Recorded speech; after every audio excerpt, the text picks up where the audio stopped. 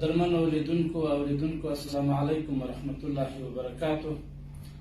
دا چې تیر کال د اسلامي امارت د فتح په اولو شپو کې د خوست ولایت په مرکز کې د درې رنګه بیرغ په اړه باندې څه مشکل رامنځته شوی و.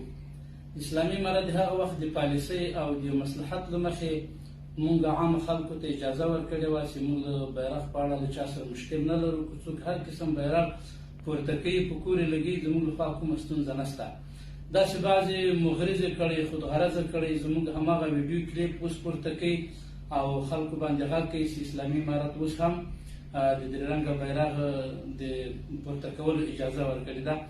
زه یوازې دومره وضاحت کوم چې دغه کلیپ زما پخوانی کلیپ ده، دا زما اوسنی دریځ نه ده او نه زموږ اوسنۍ خبرې دي. د بیرغ په اړه اسلامي امارت چې د هغه خپله پرېکړه به کوي چې کوم قسم بیرغ د لګولو یې چاته اجازه کوله. زه یوازې دومره وضاحت کوم چې زموږ دغه ویډیو کلیپ پخوانی ده، اوسنی نه ده. عوام او ځوانان د اسلامي امارت اوسنۍ پالیسۍ ته متوجه شي او همغه پالیسي